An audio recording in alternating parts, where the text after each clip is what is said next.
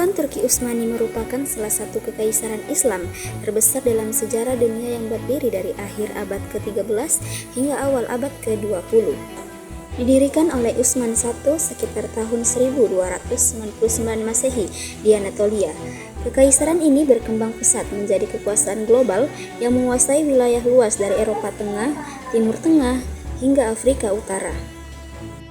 Pendidikan Islam memegang peran sentral sebagai pilar utama dan mempertahankan identitas keislaman, stabilitas sosial, dan kekuasaan politik. Periodisasi pendidikan Turki Utsmani. Pendidikan Islam Turki Utsmani mengalami perkembangan melalui beberapa fase penting. Pada masa awal di abad ke-14 hingga ke-15 itu adalah pendidikan dipengaruhi oleh tradisi masjid dan Abbasiyah dengan penekanan pada pengajaran mendirikan madrasah pertama di Bursa pada 1330-an yang menjadi model bagi perkembangan pendidikan formal.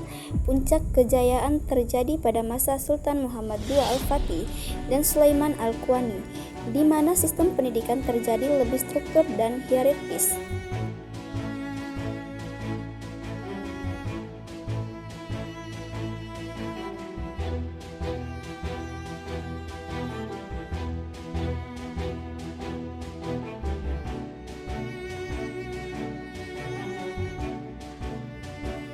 Evolusi historis struktur pendidikan.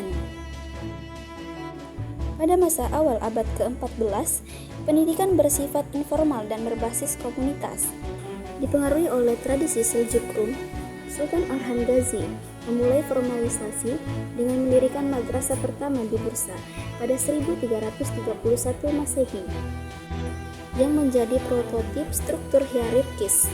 Lalu, pada masa keemasan abad ke-15 hingga 16, terutama di bawah Muhammad II Al-Fatih dan Sulaiman Al-Qawani, struktur perkembangan menjadi sistem terintegrasi dengan ratusan lembaga di Istanbul sebagai pusat.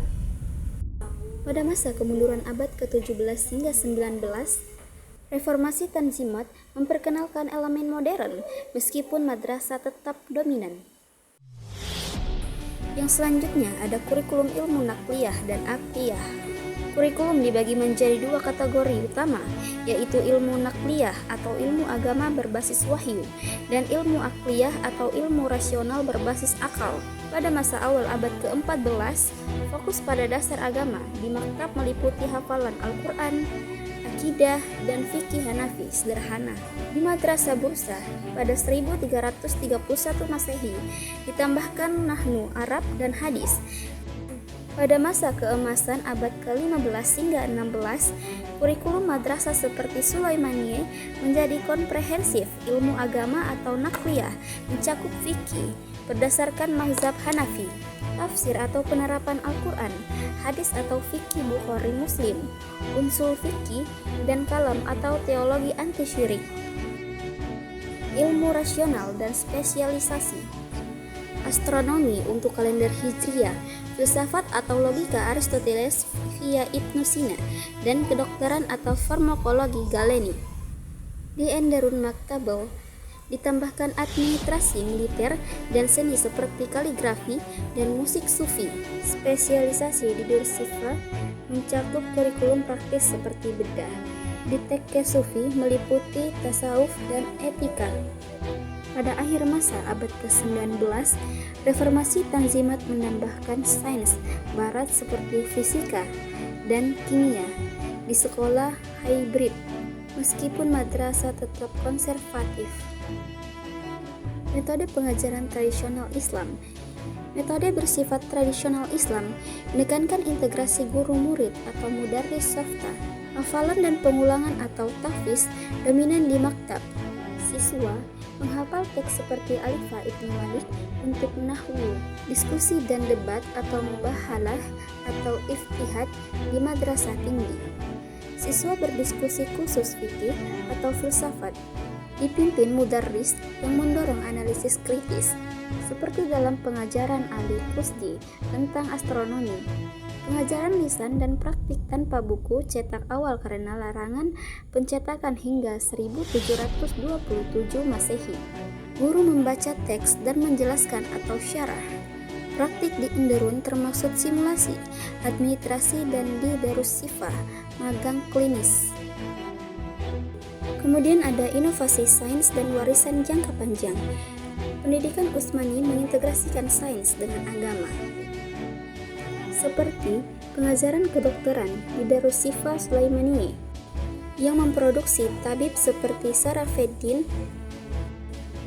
Sabulquablu dengan karya bedah 1465 Masehi, kartografi Peirais pada 1513 Masehi, dan matematika di madrasah mendukung navigasi jihad. Berkontribusi pada kemajuan ilmu Islam secara keseluruhan.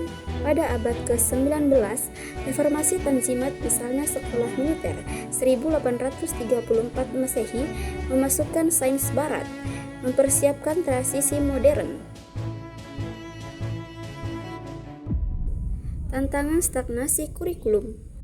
Pada akhir masa kekhalifahan Turki Utsmani, yaitu abad ke-18 hingga awal abad ke-20, hingga runtuhnya 1924 Masehi, sistem pendidikan Islam menghadapi tantangan serius akibat kemunduran kekaisaran. Tantangan ini mencerminkan ketidakmampuan adaptasi terhadap modernisasi global. Melalui reformasi Tanzimat dan Islahat mencoba menyelamatkan sistem.